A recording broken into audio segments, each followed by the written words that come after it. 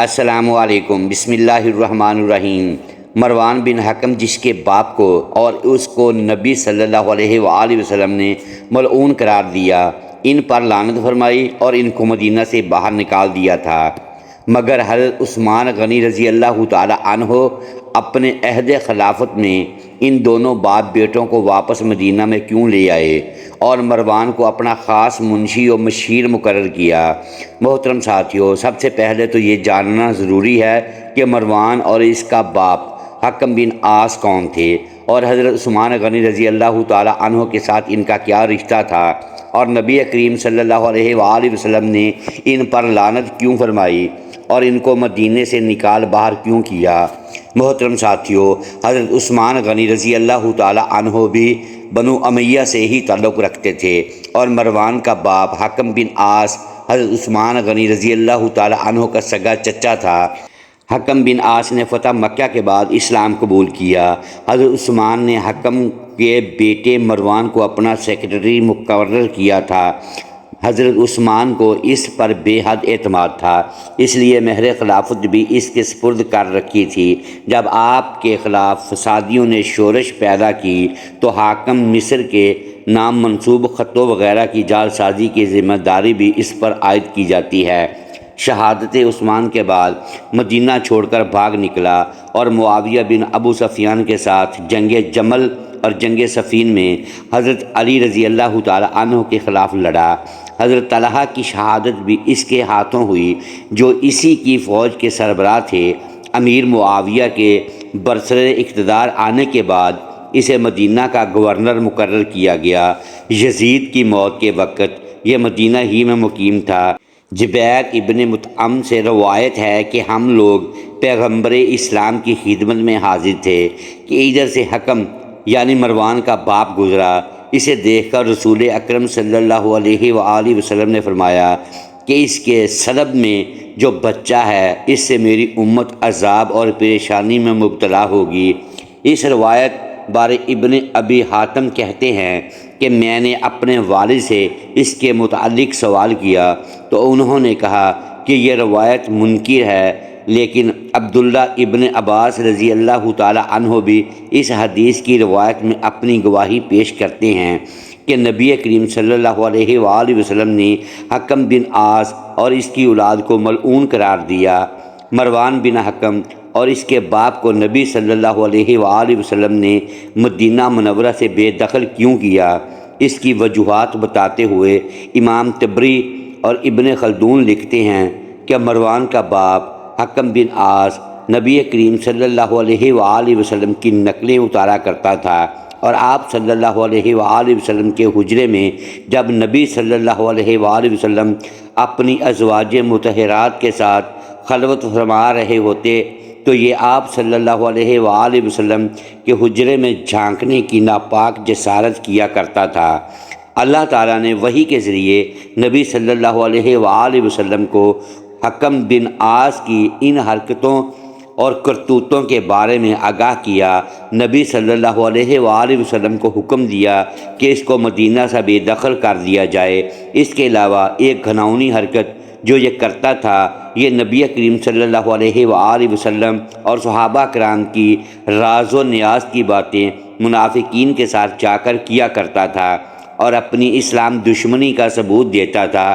اس لیے ان دونوں باپ بیٹوں کو نبی صلی اللہ علیہ وآلہ وسلم نے ملعون قرار دے کر مدینہ سے نکال دیا۔ حضرت ابو بکر صدیق رضی اللہ تعالی عنہ اور حضرت عمر فاروق رضی اللہ تعالی عنہ نے بھی اپنے اپنے دور خلافت میں ان دونوں باپ بیٹوں کو مدینہ واپس آنے کی اجازت نہ دی، لیکن سیدنا عثمان غنی رضی اللہ تعالی عنہ نے اپنے دور خلافت میں ان دونوں باپ بیٹوں کو اپنے رشتہ داری کی بنا پر مدینہ آنے کی اجازت دے دی۔ نہ صرف ان کو مدینہ بلا لیا بلکہ مروان بن حکم کو اپنا خاص مشیر بھی مقرر کر دیا اور اپنے خلافت کے دیگر عوامل میں اس کو اپنے ساتھ رکھتے تھے۔ مروان بن حکم سیدنا عثمان کی مہر خلافت اور ان کے اختیارات کا ناجائز استعمال کیسے کیا، اس کی شرح میں حضرت امام زہری کیا لکھتے ہیں، ملاحظہ فرمائیے۔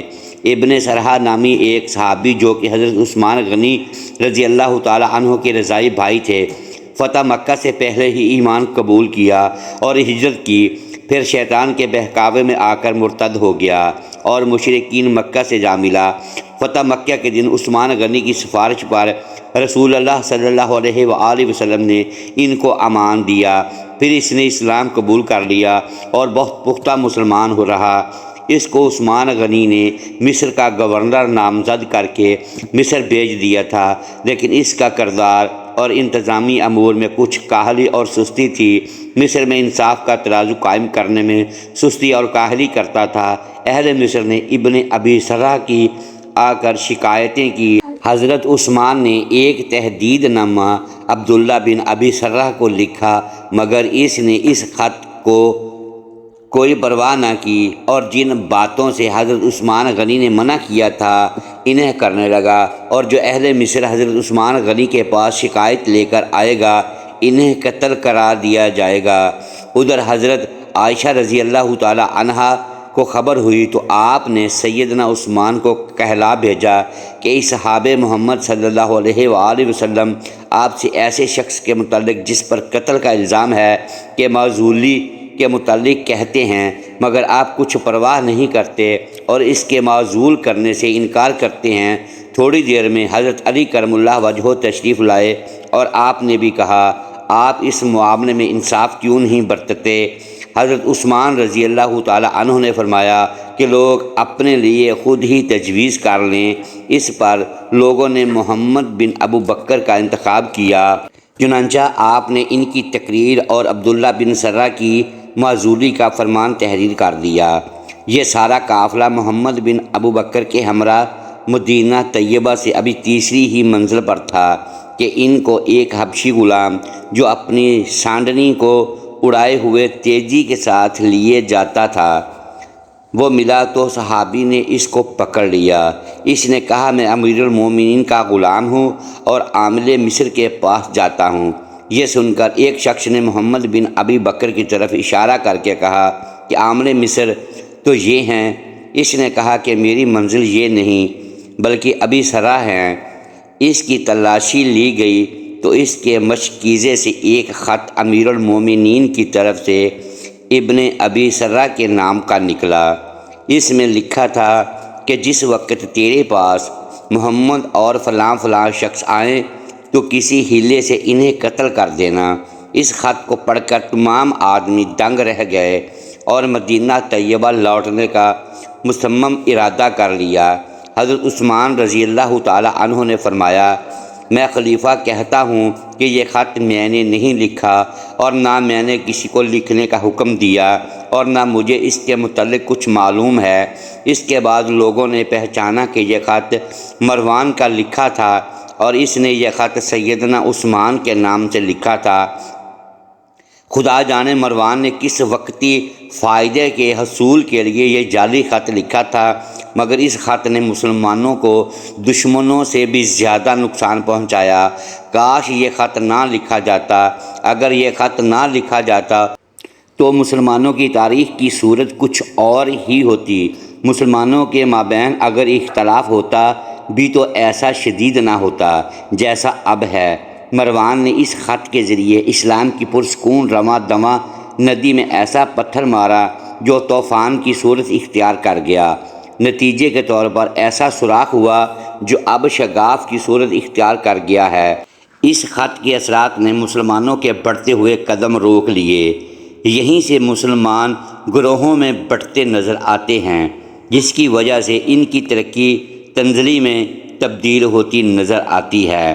بیرون فتوحات کا سلسلہ موقوف ہوتا دکھائی دیتا ہے۔ عام مسلمان کو چھوڑیے، اصحاب رسول گروہوں میں تقسیم ہو کر ایک دوسرے کے خلاف صف آرا ہونے لگے ہیں۔ مسلمان پر اپنی تلوار کے جوہر آزما رہا ہے۔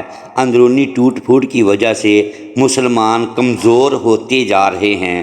اس خط کی ان مہلک اثرات کے علاوہ ایک اور لحاظ سے بھی اہمیت ہے کہ یہ مسلمانوں کی تاریخ میں پہلا جعلی خط ہے، لیکن تاریخ عالم میں ایسے خطوط کی یہ کوئی واحد مثال نہیں۔ الغرض حالات اس قدر کشیدہ اور پرفتن ہو چکے تھے کہ باغیوں نے حضرت عثمان غنی رضی اللہ تعالی عنہ کے گھر کا محاصرہ کر کے ان کو مظلومانہ طور پر شہید کر دیا۔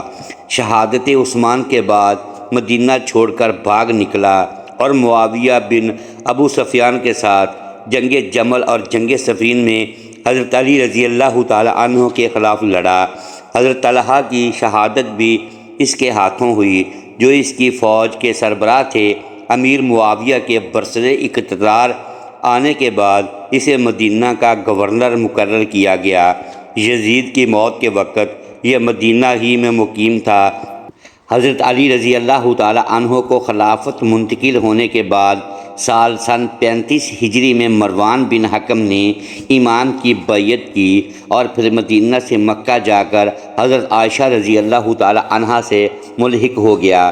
یہ ان لوگوں میں سے ہے جنہوں نے طلحہ و زبیر کو بغاوت پر اکسایا اور انہی تشکیل حکومت کی ترغیب دی اور انہیں کہا کہ وہ لوگوں کو اپنی بیعت کرنے کا حکم دے۔ جنگ جمل میں یہ طلحہ و زبیر کے لشکر کا حصہ تھا اور خون عثمان کا مطالبہ کرنے والوں میں سے تھا۔ البتہ اس جنگ میں طلحہ کو قتل کیا اور اسے قتل عثمان کے انتقام کا نام دیا۔ البتہ بعض مورخین کے نزدیک اس کے قتل کی علت یہ تھی کہ اس نے جنگ سے کنارہ کشی کا ارادہ کر لیا تھا۔ جنگ جمل میں عائشہ عمر بن عثمان، موسیٰ بن طلحہ اور عمر بن سعد بن ابی العاص کے ساتھ اسیر ہوا، لیکن حضرت علی رضی اللہ تعالی عنہ نے انہیں معاف کر دیا۔ البتہ بعض تاریخ مصادر کے مطابق مروان نے اپنے ساتھیوں کے فرار کے بعد جنگ کے آخر میں شام جا کر معاویہ کے پاس پناہ حاصل کی۔ مروان جنگ صفین میں اموی لشکر کی صفوں میں حضرت علی کے مقابلے میں کھڑا ہوا۔ اس جنگ میں معاویہ نے مروان سے چاہا کہ وہ مالک اشتر کے مقابلے میں جائے، لیکن اس نے بہانہ کر کے اس کے مقابلے میں آنے سے اپنے آپ کو بچا لیا۔